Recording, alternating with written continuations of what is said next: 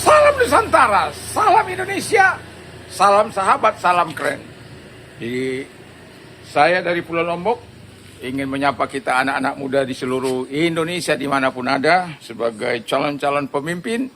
Saya berharap kita semua bisa menjadi pemimpin yang baik di masa kini maupun yang masa yang akan datang. Tema kita saat ini adalah di 5M saya ini adalah pemimpin yang baik. Jadi pemimpin yang baik itu adalah pemimpin sejati, melayani bukan dilayani. Jadi dia terpanggil untuk menjadi seorang pemimpin seperti Dedi Mulyadi dan juga Ibu Shirley Zoanda. Mereka adalah pemimpin-pemimpin yang melayani masyarakat, yang memperhatikan dan memperdulikan. Dan pemimpin yang melayani itu adalah orang yang siap turun ke bawah, bukan hanya ABS.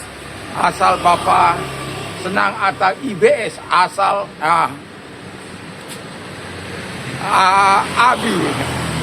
ABS, Ibu jadi. Asal Ibu senang, AIS. Asal Ibu senang, ya. Jadi pemimpin-pemimpin yang baik itu adalah, yang pertama itu adalah pemimpin sejati, melayani bukan dilayani. Jadi pemimpin sejati itu melayani bukan dilayani.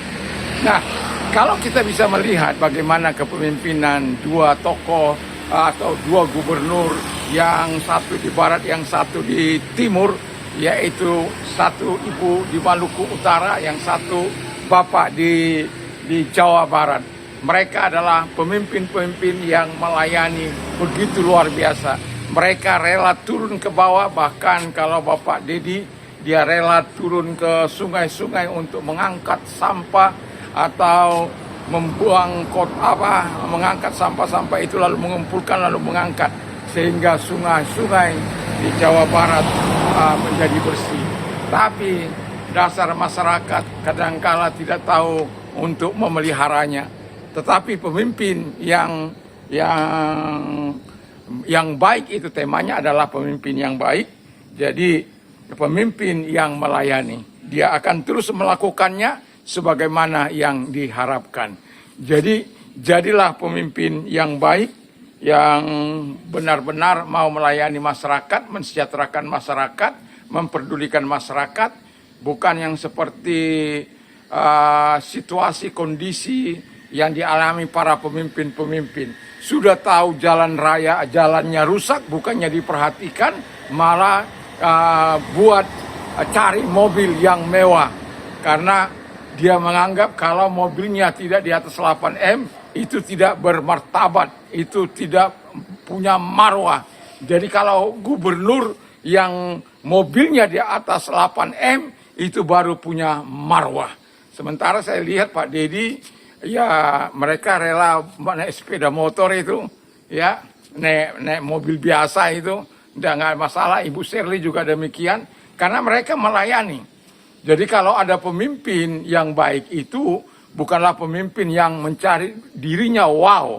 Bayangkan, 25 miliar rumahnya, renovasi rumah saja sampai 25 miliar. Ini bukanlah pemimpin yang baik. Dia adalah pemimpin yang hanya mencari kepentingan sendiri, yang mengutamakan kesejahteraannya sendiri, bukan mengutamakan kesejahteraan rakyat. Sementara jalan-jalan yang ditunjukkan oleh para netizen itu adalah jalan-jalan yang penuh kerusakan, tapi gubernurnya tidak mau peduli. Coba itu Anda lihat bagaimana Ibu Shirley yang memperhatikan setiap kali ada laporan jalan rusak, maka akan segera akan diperbaiki. Dan itu harus dianggarkan dan lain sebagainya. Yang penting, mereka pemimpin yang baik, siap untuk melayani rakyat, siap untuk mensejahterakan rakyat, siap untuk menolong masyarakat yang dipimpin. Kedua, pemimpin yang baik itu adalah pemimpin yang bertanggung jawab, bukan mengeksploitasi, ya. Ini kan ada pemimpin-pemimpin yang tidak bertanggung jawab. Sudah tahu jalan rayanya rusak, tapi tidak diperbaiki. justru di masa bodohkan. Mau rusak, mau tidak rusak, terserah ya. Yang penting apa hasil yang ada saya. Ya, ini bukanlah pemimpin yang bertanggung jawab, adalah pemimpin yang mengeksploitasi keadaan supaya situasi mereka, keadaan mereka jauh lebih baik. Justru rakyat dibuat menderita, keadaan masyarakat dibuat menderita, dan itu kita tidak mengharapkan pemimpin-pemimpin yang seperti ini. Kita mengharapkan ada pemimpin-pemimpin yang baik, yang bertanggung jawab, dan tidak mengeksploitasi masyarakatnya dan lain sebagainya. Jadi pemimpin yang baik itu adalah pemimpin yang betul-betul punya tanggung jawab yang akan diselesaikannya. Dan Ibu Shirley berkata, saya berjanji saya akan menepati. Saya mencatat beberapa hal yang diperkatakan oleh calon-calon kita ketika kampanye. Ada yang mengatakan bahwa mereka akan membuat masyarakat baik, lebih baik di bawah kepemimpinan mereka. Ternyata ketika mereka memimpin, bukannya tambah baik, tapi tambah bobrok. Dan itu karena mereka tidak mengambil tanggung jawab. Tetapi pemimpin yang mengambil tanggung jawabnya, apa yang dikatakannya, itu akan dikerjakannya. Sama seperti kalau Ibu Shirley mengatakan, saya akan membuat rakyat sejahtera, dan itu memang betul-betul diupayakan. Memang tidak bisa sekaligus, tapi bertahap selama 5 tahun ke depan, dia akan berusaha bagaimana membangun masyarakat yang layak, yang rumahnya tidak layak akan dilayakkan. Yang tadinya suku Togutil tinggal di hutan-hutan di belah antara Halmahera sana, mereka akan dibuat suatu tempat yang mereka di mana mereka diperbaikan, keadaan mereka diperbaiki, situasi mereka diperbaiki, ekonomi mereka diperbaiki, supaya mereka bisa menjadi lebih baik, menjadi masyarakat Indonesia yang betul-betul punya KTP, punya identitas bahwa mereka adalah bangsa Indonesia. Dan itu betul-betul puluhan tahun tidak diperhatikan. Tapi saat Ibu Shirley membuat KTP, membuatkan tempat dan menjamin kesejahteraan mereka, itu adalah seorang pemimpin yang bertanggung jawab, bukan justru mengeksploitasi keadaan suku Togutil hanya untuk mengambil kemanfaatannya bagi dia, tetapi dia melakukannya bagi kemaslahatan dari masyarakat Togutil. Itu sebabnya dikumpulkan dan dijanjikan akan dibuatkan rumah bekerja sama dengan pemerintah pusat. Itu karena dia adalah pemimpin yang bertanggung jawab. Kalau pemimpin hanya mau mengeksploitasi, sudah datang sumbangan, sudah datang pertolongan, tapi hanya dipakai untuk kepentingan kroni-kroninya, kepentingan dirinya sendiri, kepentingan keluarganya, ini bukanlah pemimpin yang baik, dan ini bukan pemimpin yang bertanggung jawab. Yang kedua, yang ketiga dikatakan pemimpin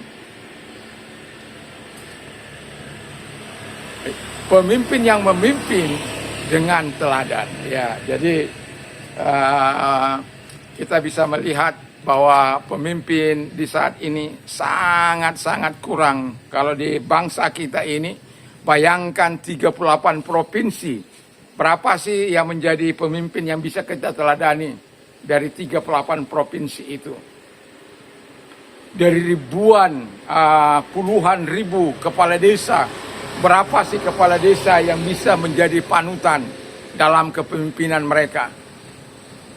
Berapa banyak pemimpin-pemimpin desa yang baik, berapa camat yang baik, berapa bupati yang baik, berapa wali kota yang baik. Nggak mungkin saya bilang berapa presiden yang baik.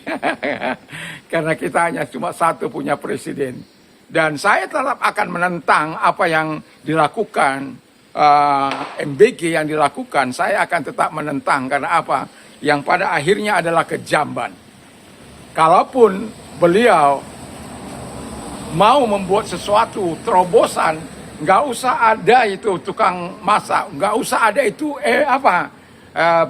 badan gizi nasional itu, nggak usah ada karena gaji mereka besar-besar itu. Membangun SPPG, tempat vendor-vendor. Bayangkan, saya akan sering katakan, kalau seharusnya masyarakat itu menerima 6.500.000 seharusnya per bulan, tapi kita lihat sampai ke masyarakat, per bulan itu kalau dihitung 30 kali 20.000 MBG setiap hari, berapa? 600.000. Sampai 600.000? Saya pikir nggak sampai. Karena 30 hari. 4 hari kita sudah libur. Belum lagi libur-libur yang lain. Tapi kalau memang pemerintah mau mensejahterakan rakyat, itu langsung dari pemerintah pusat kirim ke rekening mereka. Supaya mereka sejahtera dan dapat menolong keluarga-keluarga itu tadi menjadi lebih baik, bisa dipakai modal usaha. Dan kalau mereka sudah naik posisi dengan 6.500.000 per bulan, kalau sampai ke tangan mereka, saya yakin dan percaya nggak perlu lagi ada kekurangan gizi, nggak perlu lagi ada stunting, nggak perlu lagi ada keluh kesah masyarakat. Karena apa?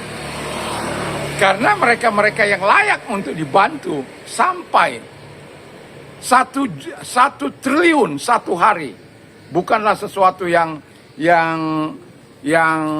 sedikit uang. Dan Pak Mahfud bilang kalau kita Indonesia ini tidak banyak koruptornya, tidak banyak yang menggelapkan keuangannya, maka setiap penduduk atau setiap warga negara itu bisa meraih 20 juta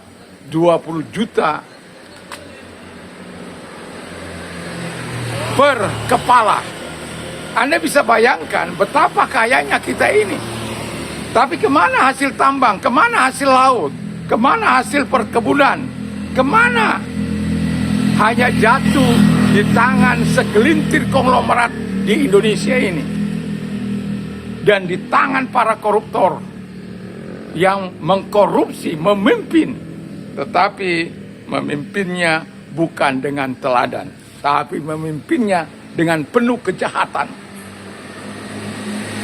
Dan itulah sebabnya kita sebagai kalau orang-orang muda mendengarkan ini, saya berharap orang-orang muda mempersiapkan diri.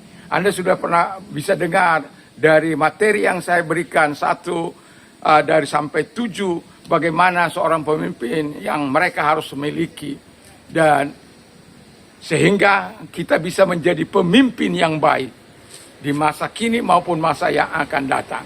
Dan saya berharap mereka-mereka generasi sekarang ini, generasi pemuda, pemudi, mahasiswa, betul-betul tidak terkontaminasi dengan situasi dan keadaan para pemimpin saat ini. Dan itulah sebabnya harus ada orang yang bersuara untuk membawa orang-orang muda atau pemimpin-pemimpin muda ke masa yang akan datang dengan nilai-nilai yang jauh lebih baik. Karena apa? Mereka bukan hanya memimpin dengan kata-kata, tapi mereka memimpin dengan teladan yang baik. Dan kalau semua pemimpin di bangsa ini menjadi pemimpin yang baik, itu sangat luar biasa. Tapi kenyataannya tidaklah demikian. Dan itulah sebabnya orang-orang muda bangkit, beri motivasi pada dirimu, belajarlah dengan baik, asah keahlianmu, supaya engkau kelak, hari ini kamu belajar, besok kamu menjadi pemimpin. Tapi kalau mau menjadi seorang pemimpin, harus mengetahui apa-apa saja yang Anda harus miliki sebagai pemimpin. Anda bisa mengikuti leadership saya kepada 1 sampai 7. Dan ini kita harapkan pemimpin yang baik itu betul-betul pemimpin yang melayani, pemimpin yang bertanggung jawab, bukan mengeksploitasi. Dan ketiga, pemimpin yang memberikan teladan kepada orang-orang yang dipimpinnya. Sehingga orang-orang yang dipimpinnya akan melakukan yang terbaik, tugas yang terbaik untuk membangun masyarakat. Jadi kalau pemimpin itu dengan teladan yang baik, maka saya yakin dan percaya Indonesia akan bisa menjadi negara maju, Indonesia akan bisa setara dengan Eropa sana. Tapi sayangnya, tidaklah demikian. Kenapa? Bayangkan gaji yang baru SPPG itu jauh lebih tinggi dari guru honor yang telah mengabdikan puluhan tahun. Sangat menyedihkan.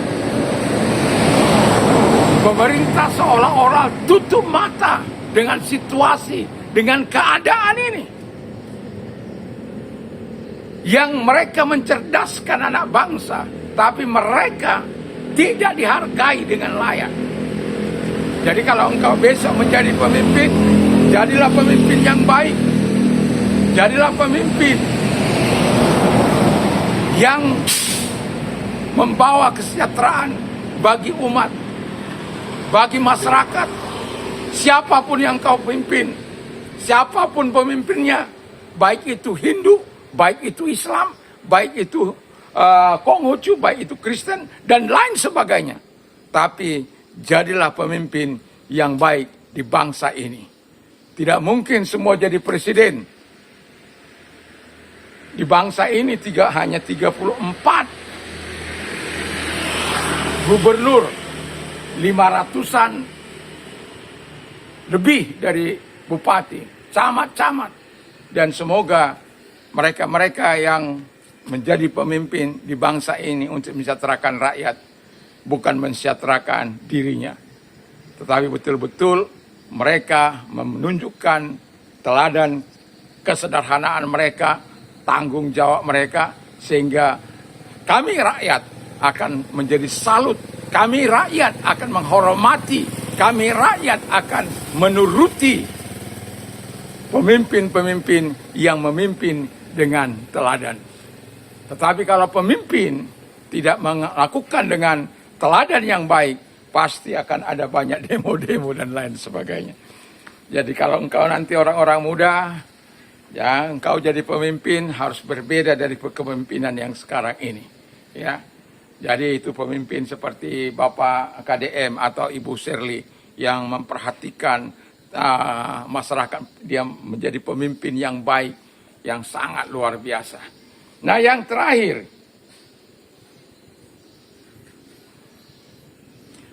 inilah yang mungkin saya akan katakan, pemimpin itu harus bersandar kepada Tuhan. Jadi kan kita kan punya agama ini, ya. Setiap pemimpin kan punya agama. Dan pemimpin-pemimpin yang baik itu adalah pemimpin yang betul-betul bersandar kepada agama yang diyakininya. Dan apa yang diyakini tentu kita percaya kepada Tuhan.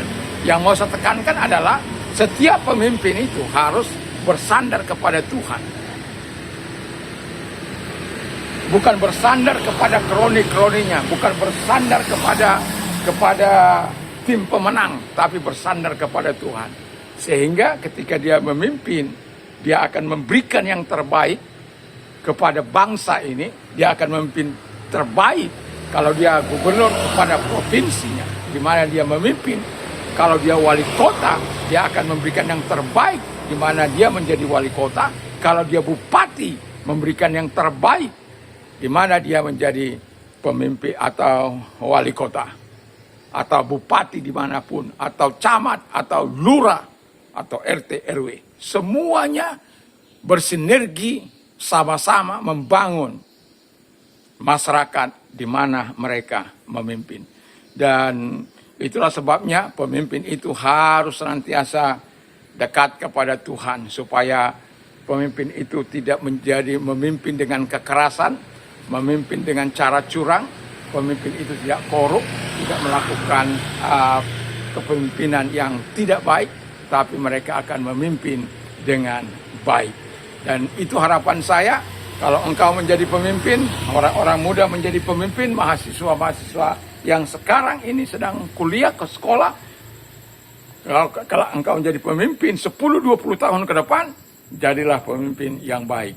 Dan saya berharap saya masih bisa melihat kepada generasi yang akan datang, pemimpin-pemimpin yang baik dan bertanggung jawab untuk memimpin bangsa ini, membawa bangsa ini kepada masyarakat yang maju sejahtera sebagaimana amanat undang-undang, bahwa tujuan kita bernegara berbangsa ini masyarakatnya adil dan makmur. Terjadilah di bawah kepemimpinan Anda, dan jadilah pemimpin-pemimpin hebat, jadilah pemimpin yang memberikan teladan, jadilah pemimpin yang bertanggung jawab, jadilah pemimpin yang melayani, dan jadilah pemimpin yang memberikan bertanggung jawab, jadilah pemimpin yang bersandar kepada Sang Khalik, sehingga apapun tantangan, apapun rintangan semasa kepemimpinan kita, kita tetap bisa keluar dari segala kesulitan itu. Mantap, mantap, mantap!